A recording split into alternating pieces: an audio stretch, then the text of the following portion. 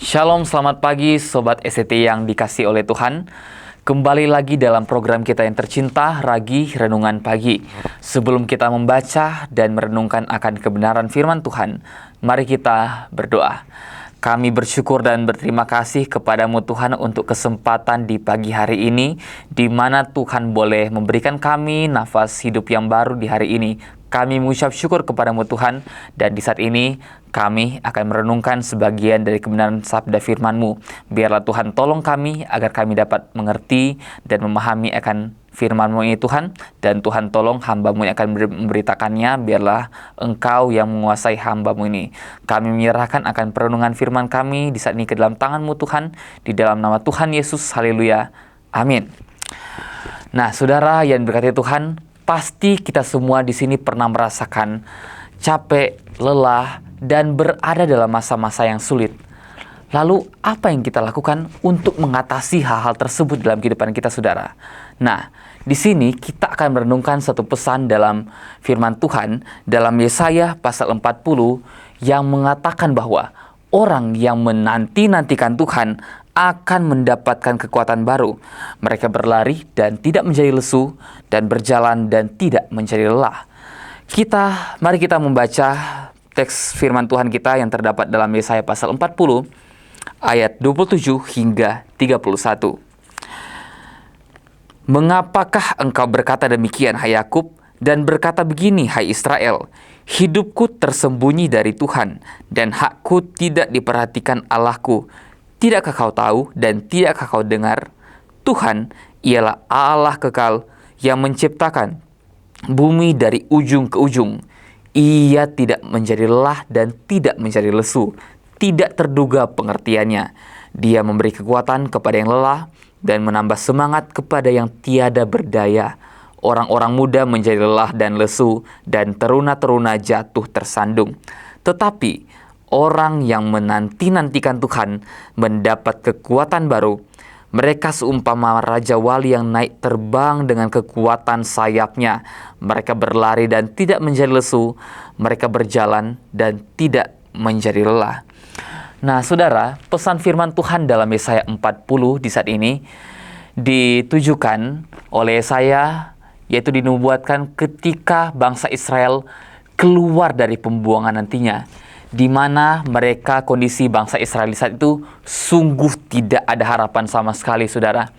Bayangkan bangsa Israel yang ketika kembali dari Babilonia ke Israel, mereka melihat bahwa kota-kota mereka hancur, tidak ada yang bertahan sama sekali. Jadi bangunan-bangunan di sana hancur lebur, dan bayangkan saudara akan kondisi psikologis dan emosional mereka di saat itu ketika melihat akan tempat tinggal mereka yang dahulu sudah hancur. Jadi teman-teman di sini dapat membayangkan bahwa apabila kita orang Indonesia kemudian dibuang ke suatu tempat yang sangat jauh, contohnya di Afrika, dan kita kembali lagi ke Indonesia dan melihat bahwa tanah kampung halaman kita sudah hancur lebur, itu membuat kondisi psikis dan emosional kita sangat hancur, teman-teman. Dan akan tetapi Tuhan begitu baik sehingga lewat hal tersebut Tuhan sudah menubuatkan beratus-ratus tahun sebelumnya oleh Nabi Yesaya bahwa sebelum mereka mendapati hal tersebut, Nabi Yesaya telah menubuatkan bahwa Tuhan adalah sumber kekuatan. Nah, mari kita mencermati akan bagian firman Tuhan yang kita baca dalam Yesaya pasal 40 ini, teman-teman. Dalam ayat yang ke-12 hingga ayat yang ke-26 di pasal 40, di situ digambarkan bagaimana Allah dan seperti apa Allah itu. Jadi dalam ayat yang ke-12 sampai ayat yang ke-26 di Yesaya pasal 40 ini, di situ firman Tuhan menjelaskan bagaimana Allah, di mana Allah di sini digambarkan sebagai Allah yang sangat besar, Allah yang melebihi semua Allah. Tidak ada Allah yang seperti Yahweh. Dan kemudian sesudah sifat-sifat Allah dimunculkan dengan penuh kekuasaan, maka pada akhir pasal 40 itu terdapat suatu kasus dan konsekuensi bahwa Orang yang menanti-nantikan Tuhan akan berlari dan tidak menjadi lesu, dan berjalan tidak menjadi lelah karena mengandalkan Tuhan. Nah, teman-teman, mari kita masuk dalam poin perenungan kita setelah kita melihat latar belakang yang terjadi oleh bangsa Israel saat itu. Di mana pertama kita akan merenungkan bahwa bergantung kepada Tuhan akan mendapatkan kekuatan yang baru. Jadi, poin yang pertama yaitu bergantung kepada Tuhan akan mendapat kekuatan yang baru. Mari kita memperhatikan hubungan antara ayat 28C dan ayat 31C, di mana di ayat 28C dikatakan bahwa Ia tidak menjadi lelah dan tidak menjadi lesu. Kata Ia yang dimaksudkan di sini ialah Allah. Jadi Allah tidak menjadi lelah dan tidak menjadi lesu. Sedangkan dalam ayat 31C itu dikatakan bahwa mereka berlari dan tidak menjadi lesu, mereka berjalan dan tidak menjadi lelah. Mereka di sini adalah manusia.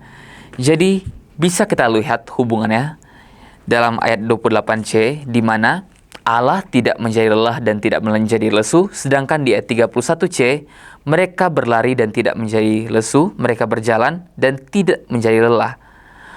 Orang yang mengandalkan Tuhan, yang tidak menjadi lelah dan tidak menjadi lesu, maka orang tersebut akan mendapatkan hal yang sama seperti sifat yang ditonjolkan dalam ayat 28C, teman-teman.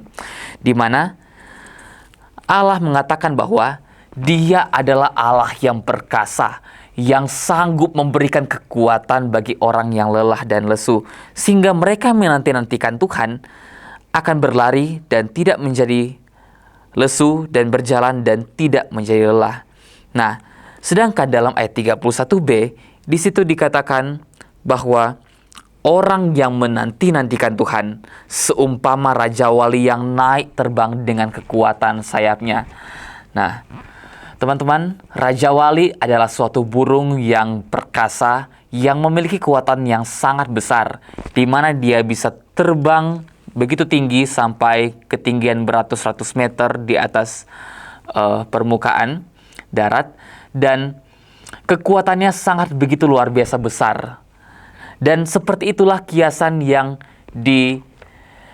dikiaskan bahwa orang yang menanti-nantikan Tuhan akan sama seperti Raja Wali yang memiliki kekuatan yang begitu besar, sehingga dia bisa terbang dengan kekuatan yang berasal daripada Allah, sehingga mereka berlari dan tidak menjadi lesu, dan berjalan dan tidak menjadi lelah.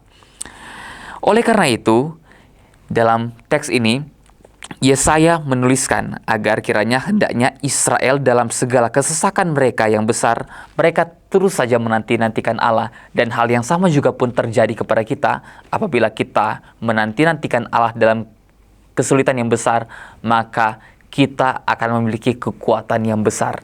Itu poin yang pertama, bahwa bergantung kepada Tuhan akan mendapat kekuatan yang baru. Dan poin yang kedua yaitu hanya Tuhan satu-satunya jalan keluar dalam setiap kesulitan. Ketika bangsa Israel menghadapi pergumulan, ketika mereka keluar dari pembuangan, di sana mereka kehilangan harapan dan mereka tidak memiliki satu-satunya jalan keluar.